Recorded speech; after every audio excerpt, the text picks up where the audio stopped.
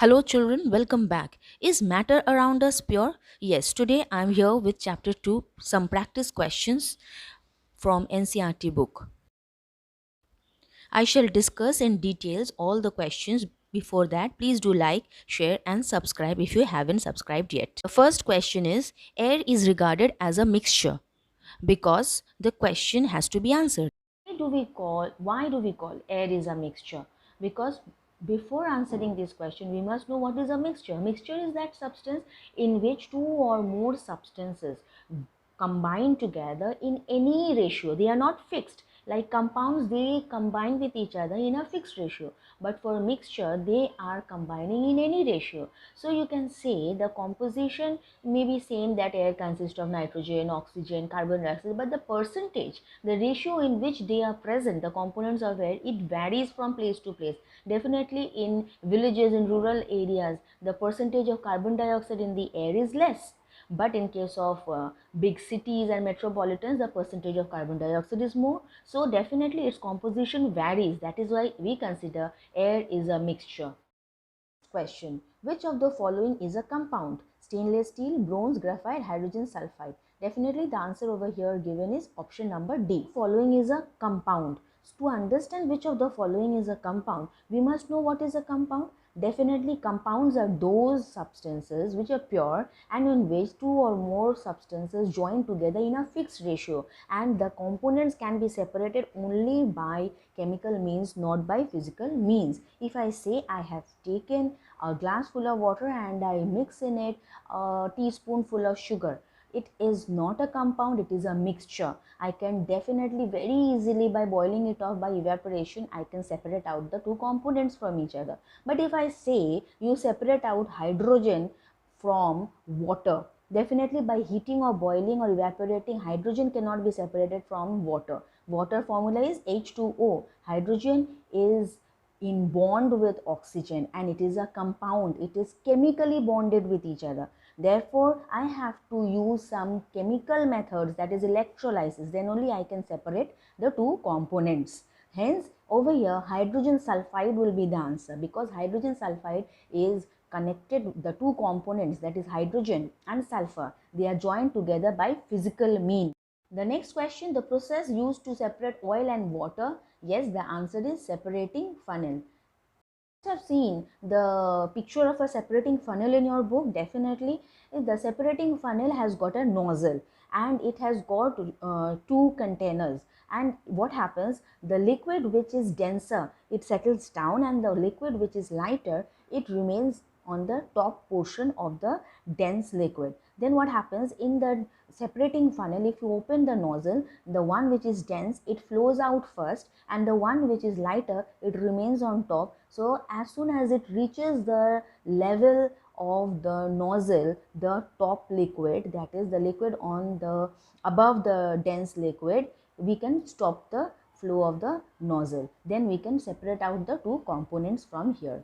As you know, oil is lighter than air, then as a result the oil will be floating on air. So you open the nozzle, the water will flow out. As soon as the oil touches the nozzle, we can close the tap, and hence we can separate out the two components.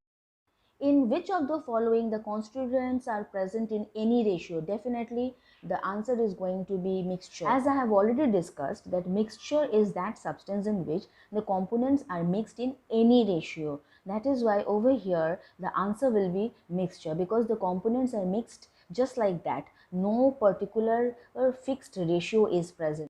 A mixture of common salt, sulfur, sand and iron filling is shaken with carbon disulfide and filtered through a filter paper. The filtrate is evaporated to dryness in a china dish. What will be left in the dish after evaporation? The answer will be sulfur. In this mixture, what happens, the rest of the components, that is the iron filling, the sand, what happens, they get stuck into the filter paper. So they are not proceeded into the filtrate. Filtrate means the liquid which is left over after the process of filtration has been taken up. So after the process of filtration, in the filter paper, the solid particles are stuck, and the liquid which is soluble, that is the component which is soluble in the liquid, is taken over as a filtrate. and the solid particle which is left out in the filter paper, we call it as residue.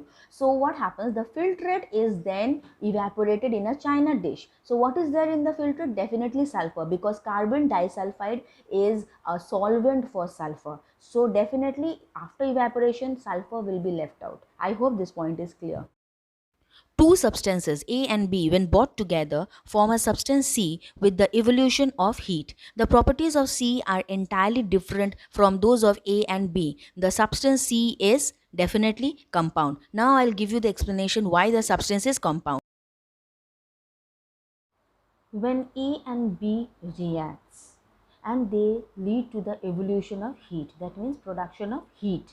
When A and B is reacting to produce a new product C, it is of course a chemical reaction taking place. And when there is a chemical reaction taking place, of course it is the formation of a substance which we call as compound, because it is chemically bounded with each other. Hence the answer will be compound. Camphor can be purified by distillation, filtration, sedimentation, sublimation. Of course, sublimation. Why camphor? For camphor, we apply the process sublimation, because camphor is a sublimable substance. That means it can directly change from solid state to the gaseous state. That is why for camphor, sublimation is applicable. Which one of the following will result in the formation of a mixture? Of course, the last one, that is adding milk in water. Why is it so? When marble is being broken, definitely from marble suddenly I will not get gold or silver. Marble pieces only will come out. So it is one type of a substance, or it is a pure substance. When ice is broken down, definitely from ice I will get ice and water products only. Nothing else. From ice suddenly I will not start getting sodium, potassium or calcium. But in case of when sodium reacting with water, it is a chemical compound forming, that is sodium oxide or sodium hydroxide is produced along with the production of hydrogen gas. In that case, definitely it's a chemical reaction and a compound is formed which cannot be separated by simple physical mean. So the last option left out is mixing water with milk. So that is the mixture. It is a physical process, not a chemical process. Of a solid substance can be checked by its melting point. So please do remember, by melting point. Next, a mixture of ethanol and water can be separated easily by fractional distillation. Salt can be obtained from seawater by the process of evaporation. I hope you all know what is evaporation. A sample contains two substances and has uniform properties. The sample is definitely a homogeneous mixture. What do we mean by homogeneous mixture? Homogeneous mixture means that is a mixture in which the components are mixed nicely, uniformly throughout. And heterogeneous means throughout the liquid, the mixture, the components of the mixture is not mixed uniformly. It's haywire or haphazardly it is mixed. Maybe in some layer it is more, in some layer it is less. Like I can give one example of air. The different layers of air is having different composition, different components with the different percentage of the various components of air. So we can say air is a heterogeneous mixture. But in other ways, in similar point, I can discuss about homogeneous mixture. One live example is when you take a spoonful of sugar and you mix in a glass of water and you stir it nicely. The entire water becomes sweet. Definitely the top portion or the lower portion doesn't show the sweetness more or less. Definitely if you stir it nicely, uniformly, it shows uniform sweetness. So it is again homogeneous mixture. A mixture of zinc chloride and lead chloride can be separated by crystallization. I suppose everybody knows what is crystallization. A mixture of methyl alcohol and acetone can be separated by fractional distillation. A mixture of sand and sulfur is best separated by dissolving in carbon disulfide solution and filtering. Is it so? Why do we say that it has to be dissolved in carbon disulfide and then filtered it? Because carbon disulfide is the solvent for sulfur. So sulfur dissolves in carbon disulfide. Solvent means the liquid in which the solid dissolves. So sulfur dissolves very well in carbon disulfide. So it will dissolve in it, and then if I filter it out by using a filter paper, definitely the sand will get stuck into the filter paper. So I can separate it out together. Which component of the mixture iron and sulfur reacts with hydrochloric acid to give hydrogen gas? It's iron. Which of the following is considered to be pure substance? Yes, it is sodium chloride. Why? Can you tell me? Physical properties of a mixture. Which one will be the correct answer? Vary depending upon its components. Compounds are different kinds of atoms chemically combined with each other. To prepare iron sulfide by heating, a mixture of iron filling and sulfur powder is heated in a china dish. Which of the following is an example of heterogeneous substance? Yes, candle. I told you what is heterogeneous, the meaning of it. Which of the following is an example of homogeneous substance? It is copper sulfate because it is a compound and mixed throughout uniformly. Which flowchart correctly describes a homogeneous material? The last one, that is number D. A student is given a mixture of iron filings and sulfur in the ratio 1:2. He was then asked to heat the mixture over a flame, and what did he observe? There was a color change, and the color changed to black, definitely because of the formation of the compound. Filtration can be used to separate liquids from solids, definitely. Next one.